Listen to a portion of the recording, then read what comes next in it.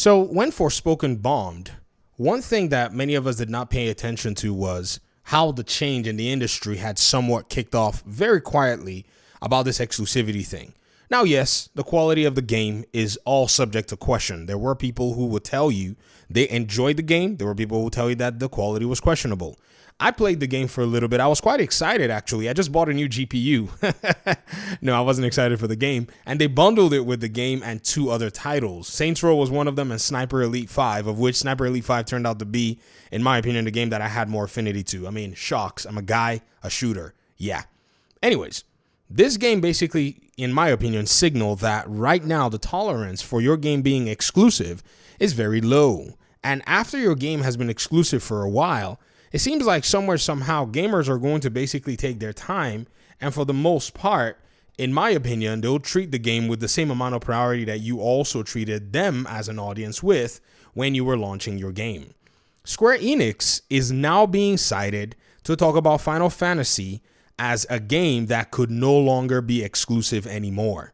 Now, we all know that Forspoken is a foregone song. It's no longer in its timed exclusivity, but I wanted to go back and point that out to highlight another story, which you probably saw on the thumbnail. Square Enix, Final Fantasy VII Rebirth cannot, in quote, cannot be exclusive to one console, again implying an eventual Xbox launch. Alexander Cope from Windows Central, Square Enix admits Final Fantasy VII can't be exclusive to one console anymore if it wishes to find worldwide success. Could this mean an Xbox port is in the works? Nobody knows. PlayStation went in with their backdoor dealings, and these studios are basically hemorrhaging cash because at the end of the day, your games gotta not just sell, but sell with longevity.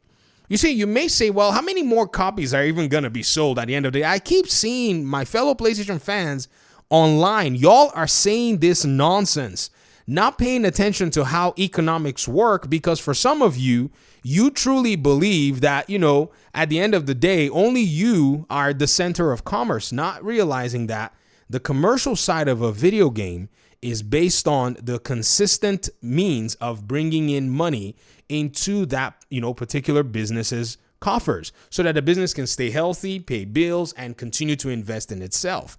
This lack of investment or capital thereof, or even them basically being able to sell their items on different platforms, is putting them in a stressful position that they actually admitted to their own shareholders. This is Square Enix saying that it wasn't profitable and it didn't meet our expectations. You know what I saw? I saw somebody in this particular thread where they were talking about it. You know what they said? They said, it's not necessarily the fact that is the case. It's y'all's expectations. I almost replied and said, what stupid expectation did you set for Square Enix? Were you the one who paid for their game to be developed? Were you the one that actually had to deal with the developer costs on the back end? You see, they may take this money on the front end, but what happens on the back end is what they've not been thinking about, which is when the game is all said and done, and when the game finally maybe breaks even or makes you a little bit of profit, the extensive profits that you are now used to from your other products that are available on other platforms is no longer there with your exclusive game. So guess what? Even if Xbox was only going to sell 2 copies, of which it would have sold more, you've now lost out on those 2 copies. Then now that you're deciding that your game should no longer be exclusive, well, guess what?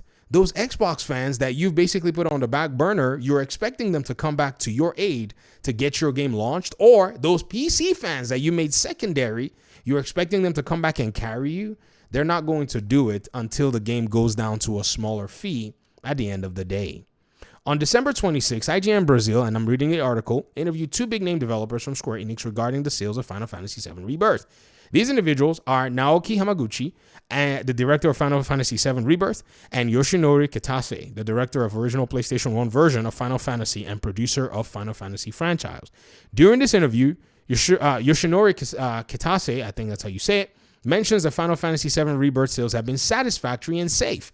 The sales have been satisfactory and safe. However, y'all reported in Square Enix that your profits were under expectations. So, sure, that's exactly what I'm pointing to. You may break even, you may be fine on the front end, but then how do you extensively support other development of the franchise without any sales? Bam! Now you have a very big question on your hand. Oh, well, this is when the timed exclusivity should be expiring, so you start porting it. when in reality, you would not have needed to do all that. You could have ported your game, sold like Elden Ring, or maybe close to Elden Ring, or sold maybe close to Final Fantasy. Close to Hogwarts Legacy, another fantasy game, and you would have been okay. You would not have been going on IGN Brazil, IGN US, Windows Central, and telling everybody that NDA is not going to let me launch this game on other platforms, because that's literally what I'm reading into this, okay? I mean, I'm just being facetious here, but you guys understand what I mean.